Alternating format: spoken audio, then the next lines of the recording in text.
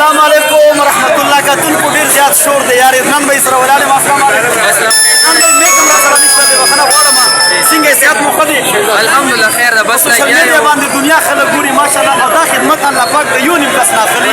خدمت هم دی ثواب هم دی ورسره دی وخت پېښور یو ښه مخ خلکو ته ښیو. بالکل. تاسو ټول راسره راشئ چې دا وښیو دنیا ته انشاءالله. پېښور امن پسند ده، دلته مهمان نوازي ده، دلته بایچاره ده او دا ټول مثال مخامخ چې په فوټپات باندې دومره ښې افطاري په ځای کېږي. او اطمینان وایي چې دا خدمت تاسو کوئ دلته یې سکون راځي.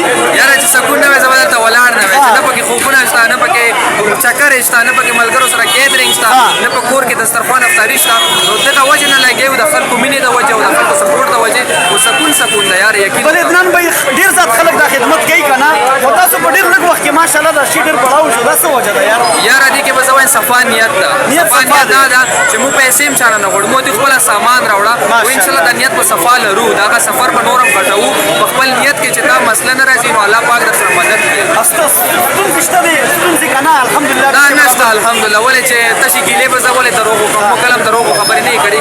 دې وخت کې ماشاءالله چې کوم سپورټ روان ده هر څه الله پاک پوره کوي. او ګورنمنټ د طرف نه څه مسله خو نشته یا مطلب هغې سپورټ خو نه کوي.